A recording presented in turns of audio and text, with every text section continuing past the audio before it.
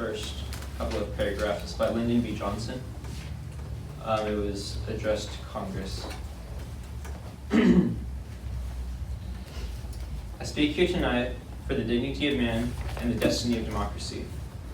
I urge every member of both parties, Americans of all religions and of all colors, from every section of this country, to join me in that cause. At times, history and fate meet at a single time, at a single place, to shape a turning point in man's unending search for freedom. So it was at Lexington and Concord. So it was a century ago at Appomattox. So it was last week in Selma, Alabama. There, long-suffering men and women peacefully protested the denial of their rights as Americans. Many were brutally assaulted. One good man, a man of God, was killed. There is no cause for pride in what has happened in Selma.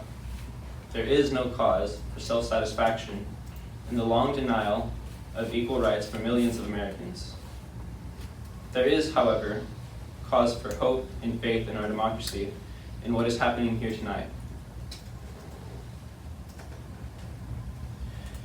For the cries of pain and the hymns and protests of the oppressed people have called into convocation all the majesty of this government, the government of the greatest nation on earth. Our mission here is at once the oldest and most basic of this country: to right wrong, to do justice, and to serve man. In our time, we have come to live. In our time, We've come to live.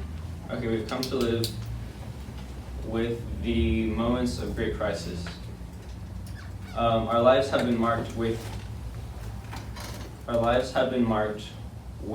the debate of great issues of war and peace, issues of prosperity and oppression. But rarely does an issue lie bare the heart of America itself.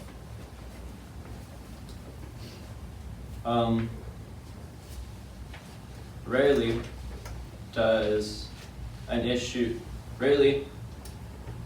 are we met with a challenge not of our growth and abundance or of our welfare and security, but of our virtue and our purposes and the meaning of our beloved nation.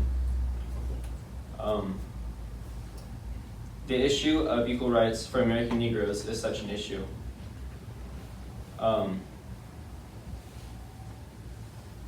And should we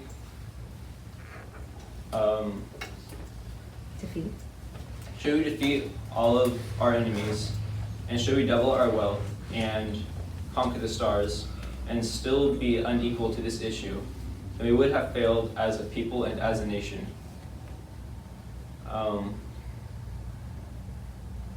For as a nation to as with a person, what has a man profited if he should gain the whole world but lose his own soul? There is no Negro problem, there is no Southern problem, and there is no Northern problem. There is only an American problem.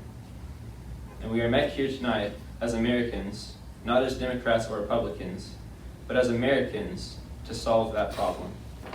Thank you.